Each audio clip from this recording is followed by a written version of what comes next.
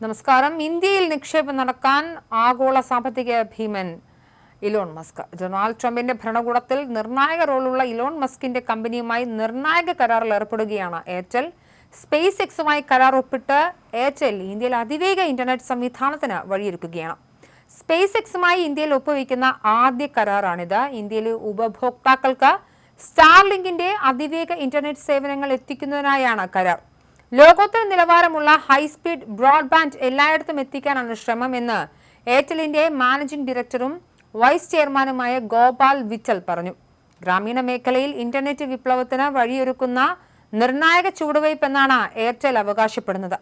നിയമപരമായ അനുമതി ലഭിച്ച ശേഷമാകും സ്റ്റാർലിങ്ക് പ്രവർത്തനം ആരംഭിക്കുക. നരേന്ദ്രമോദിയും ഇലോൺ മസ്കും കൂടിക്കാഴ്ച നടത്തി ആഴ്ചകൾക്കുള്ളിലാണ് നിർണായക ചുവടുവയ്പ്. കഴിഞ്ഞ വർഷം സ്പേസ് എക്സിന്റെ സാറ്റലൈറ്റ് ഇന്റർനെറ്റ് സേവനമായ സ്റ്റാർലിങ്ക് ഇന്ത്യയിലേക്ക് കൊണ്ടുവരാൻ പദ്ധതിയിടുന്നതായി Space X CEO Elon Musk വെളിപ്പെടുത്തിയിരുന്നു. ഇതിന്റെ ഭാഗമായി യുഎസിൽ പ്രധാനമന്ത്രി നരേന്ദ്രമോദിയുമായും മസ്ക് കൂടിക്കാഴ്ചയും നടത്തി. സ്റ്റാർലിങ്ക് ഇതിനകം 56-ലധികം രാജ്യങ്ങളിലേക്ക് സാറ്റലൈറ്റ് ഇന്റർനെറ്റ് ആക്സസ് കവറേജ് നൽകുന്നുണ്ട്.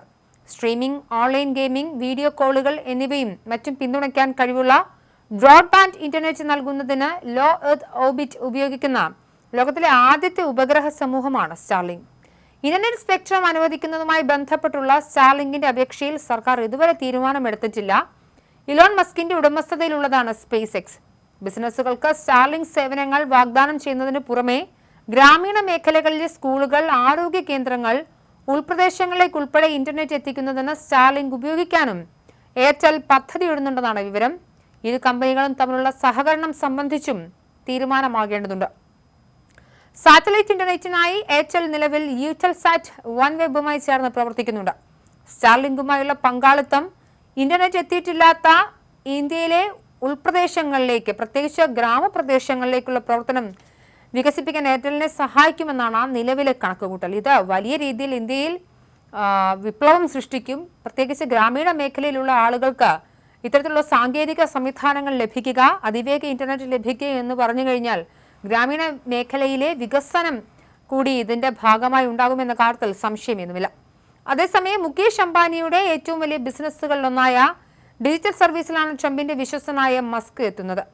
അംബാനിയുടെ ജിയോ പ്ലാറ്റ്ഫോംസിന് 500 മില്യൺ സബ്സ്ക്രൈബേഴ്സ് ഉണ്ട്.